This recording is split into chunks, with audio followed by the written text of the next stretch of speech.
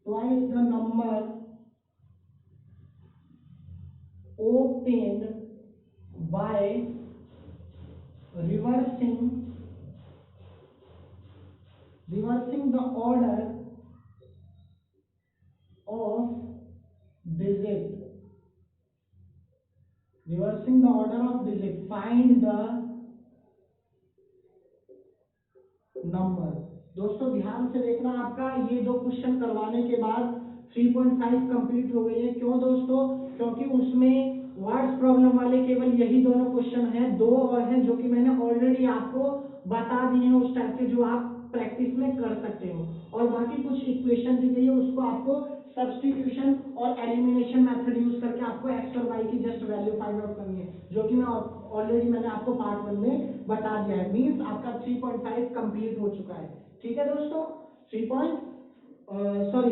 या I think 5 जो भी होगा। ठीक है, नेक्स्ट जो और आएंगे एक दो पार्ट और मुझे इस चैप्टर की बनानी पड़ेगी, फिर चैप्टर कंप्लीट। दोस्तों कोई भी टेंशन लेने की जरूरत नहीं है, बस आपको करना क्या है, जैसे जैसे मैं आपको पढ़ा रहा हूँ पढ़ते रहना है।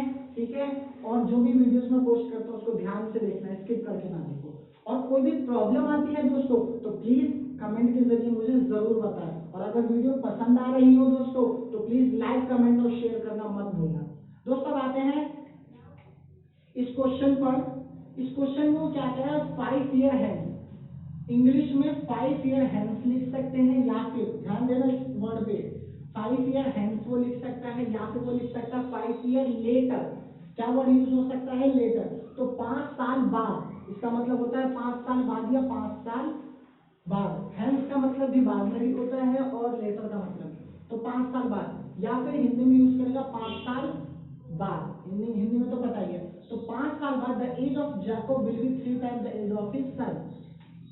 जैकब की जो एज हो जाएगी, आयु जो हो जाएगी, वो अपने बेटे से 3 गुनी हो जाएगी। कितनी हो जाएगी? अपने बेटे से 3 गुनी 5 साल बाद।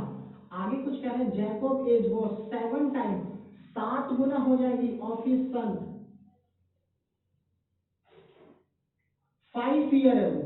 5 ईयर वो 5 साल पहले, वो का मतलब होता है पहले, 5 साल पहले जैकब की एज 7 गुना हो जाएगी उसके सन से। तो let's the present, what are their present age, what are their present age, उनकी वर्तमान आयु क्या होगी। किन 2% की बात की गई? हम पढ़ रहे हैं चैप्टर रैखिक समीकरण, दो चर वाले। ठीक है, लीनियर इक्वेशन इन 2 वेरिएबल। मैंने आपको बताया था 2 वेरिएबल एक्स और वाई, उसको लेट करना है जिन 2% की, दो चीज की, दो थिंग्स की क्वेश्चन में डिस्कस किया जाएगा। तो 2% की बात की गई, जैकब और उसके सन की। और मुझे निकालना क्या है, ये भी मतलब रहता था हमें चैप्टर 3 में कि निकालना क्या है, प्रेजेंट एज। तो हम क्या करेंगे, लेट माना द प्रेजेंट एज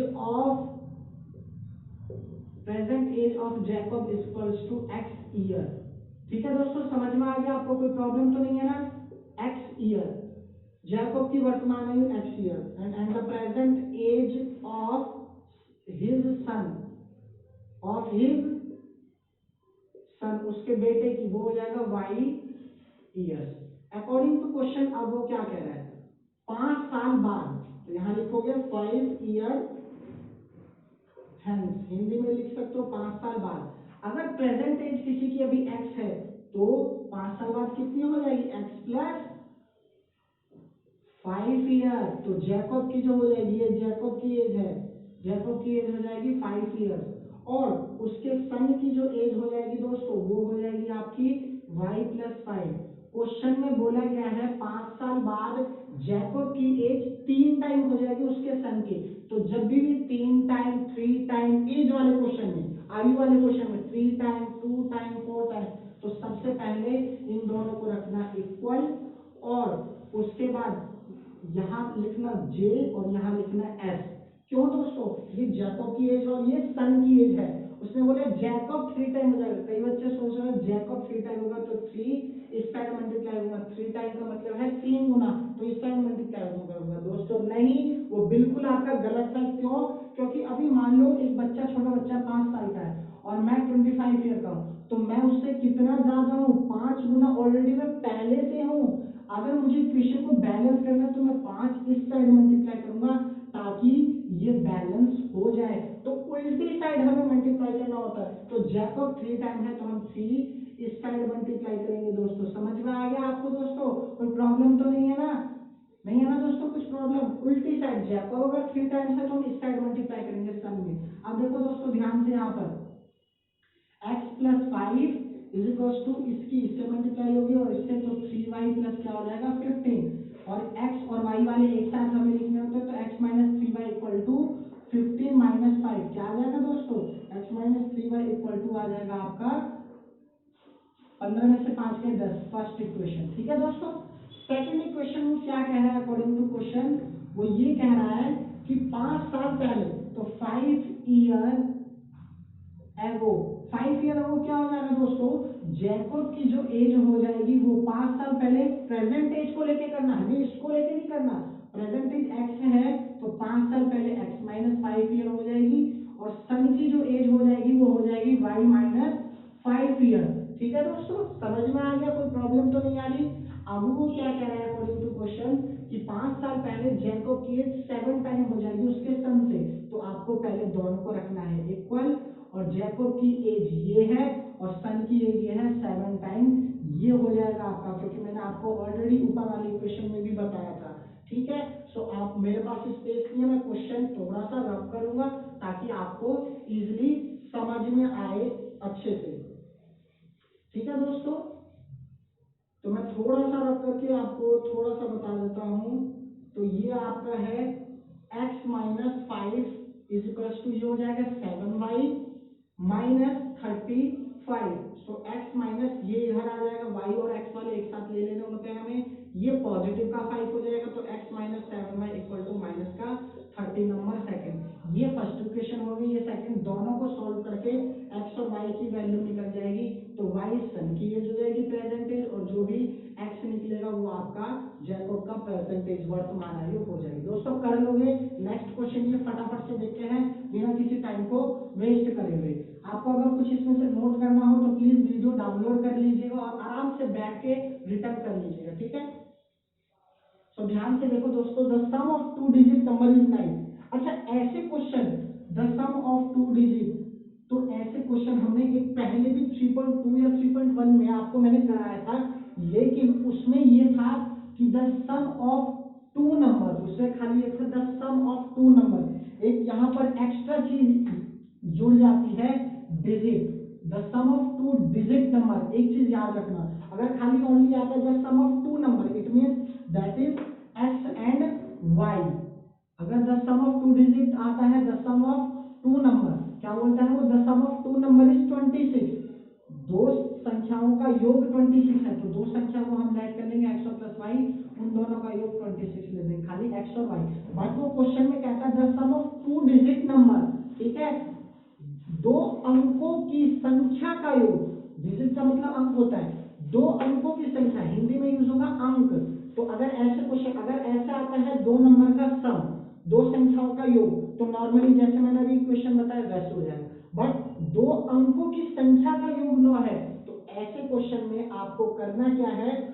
ठीक है, आपको find the number find out करना है, ये सब बाद में चीजें पढ़ना, नंबर फाइंड आउट करना है। दो अंकों की संख्या, तो हमारे पास दो अंकों की संख्या जो होती है वो क्या होती है?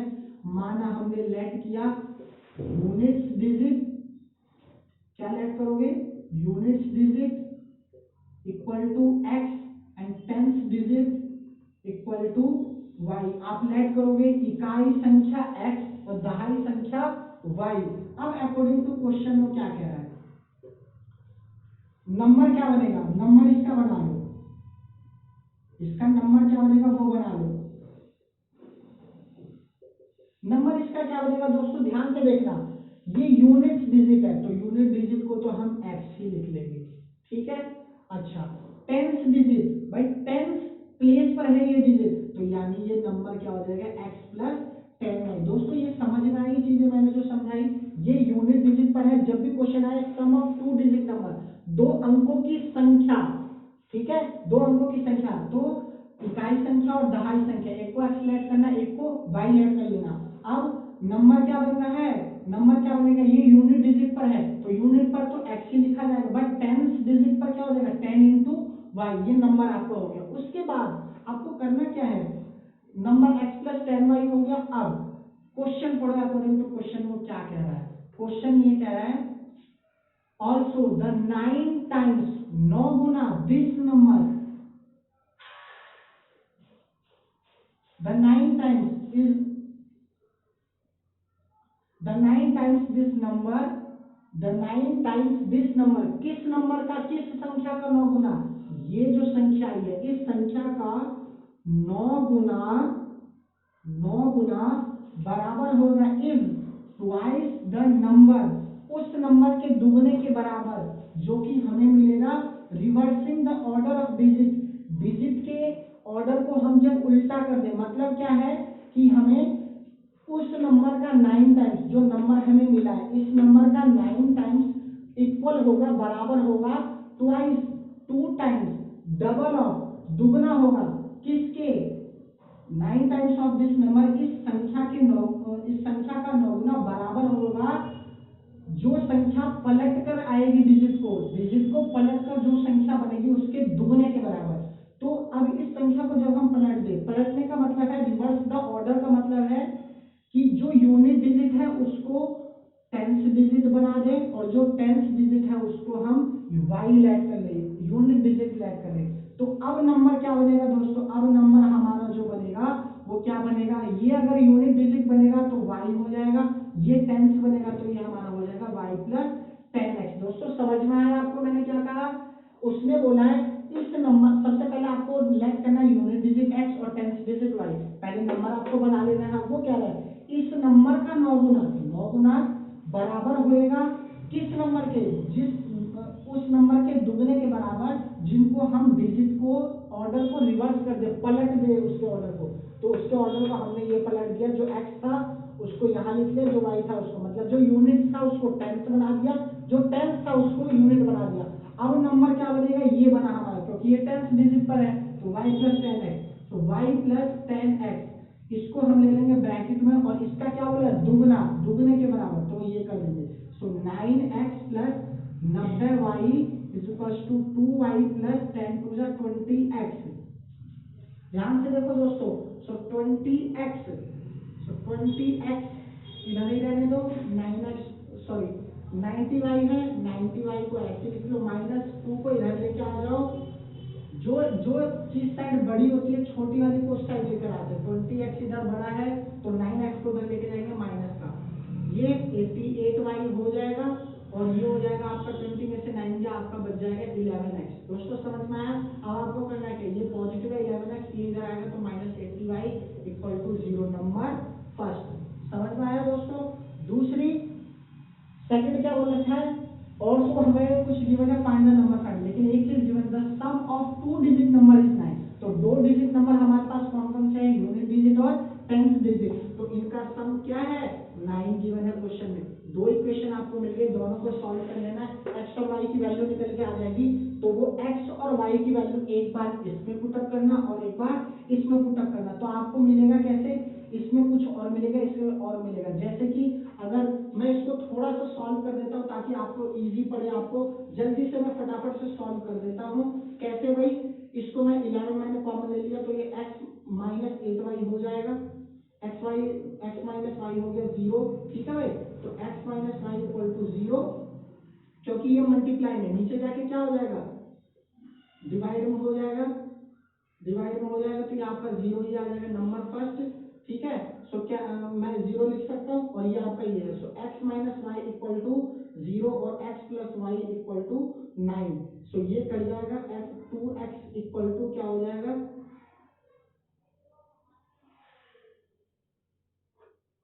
2x इक्वल टू 9 हो जाएगा। और सॉरी, ये आपका गलत हो रहा है, सॉरी ये आपका कहीं गलत हो रहा है, ये आपका प्रॉब्लम क्या है, ये चीजें प्रॉब्लम है, ये -8y, इसको सॉल्व करो आप, इसको 11 से मल्टीप्लाई करो, 11x minus 88y, sorry 8y आएगा ना अंदर, 11 अगर आप कॉमन लोगे तो अंदर क्या आ जाएगा, इसमें से x minus 8y equal to 0, यही आएगा ना। वो मेरे से प्रॉब्लम गलती हो गई थी थोड़ी, 11 कॉमन लोगे तो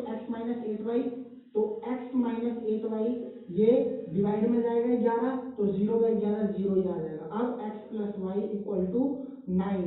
ठीक है दोस्तों, सो ध्यान से देखो, ये आपका माइनस ले लो, ये भी माइनस ले लो और ये भी माइनस, ये तो कट जाएगा, माइनस माइनस प्लस हो जाएगा, तो 8 और 1 क्या हो जाएगा, -9y प्लस कर लेंगे, बट साइन माइनस का, ये भी माइनस, इससे ये कैंसिल, y इक्वल टू 9/9 आपका क्या आ जाएगा 1, और y अगर 1 है तो x क्या आ जाएगा दोस्तों, ध्यान से देखो, x plus y equal to है 9।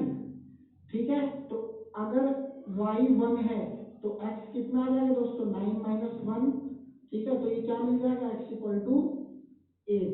अब पुट करो इसमें 8, ध्यान से देखो, 8 प्लस 10 इंटू वाई, 10, वाई कितना है 1, सो 10 इंटू 1 10 आ जाएगा, ये कितना आ जाएगा दोस्तों 18। ठीक है, 10 और 8 18। इसका भी चेक करो दोस्तों, इसका भी मैं चेक कर देता हूँ, y is what 1 plus 10 into x, 10 आपका 8 है, 10 इंटू 80 हो जाएगा।